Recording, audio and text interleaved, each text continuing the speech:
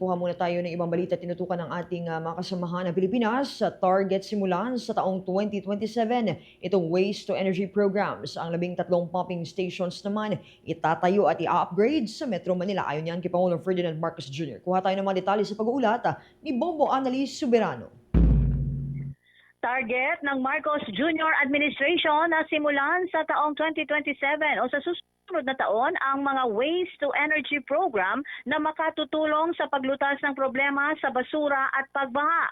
Ayon kay Pangulong Ferdinand Marcos Jr., nagsimula na ang Department of Energy sa auction para sa mga proyekto, kabilang ang 230 megawatt Waste to Energy program gamit ang thermal combustion technology.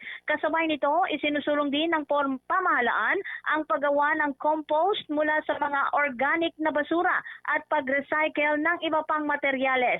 Binigyang diin ni Pangulong Marcos ang kahalagahan ng tamang pagtatapon ng basura, lalo na't nagiging sanhi ito ng pagbabara sa mga daluyan ng tubig at nagpapalala ng pagbaha. Pakinggan natin si Pangulong Ferdinand Marcos Jr. Kailangan natin tugunan yung problema sa basura. And that's what we are trying to attend to now with our waste to energy programs, which as I'm sure you have heard, the Department of Energy is already starting to auction.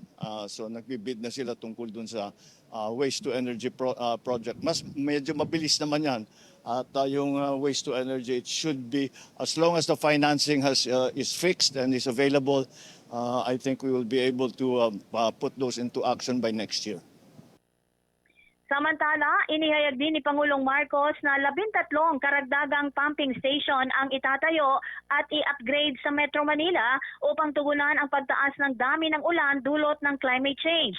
Ayon sa punong ehekutibo, target na magiging operational ang mga ito pagtatapos ng taon o unang bahagi ng 2027.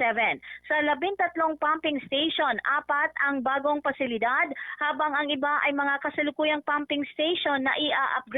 Binigyang diin ni Pangulong Marcos ang kahalagahan ng regular na paglilinis ng mga pumping station at waterways upang mapanatili ang kanilang efficiency at maiwasan ang pagbaha dahil sa basura. Muli si Pangulong Ferdinand Marcos Jr. We are installing additional pumping stations, and those pumping stations are in and around Manila. I think altogether we will have 13. Yes, sir. 13 additional pumping stations, which we should have in place by the end of this year or the beginning of next year. Most of them should be in place already. But again, that does not solve our problem with garbage, and so that is why we are here trying to find ways to dispose of the garbage in an environmentally friendly way. Mula dito sa Palasyo ng Malacanang, Bombo Annalise Montaño Soberano nag-uulat. And this is Bombo Radio Philippines, the #1 radio network in the country, your trusted source of news and information. Basta Radio, Bombo!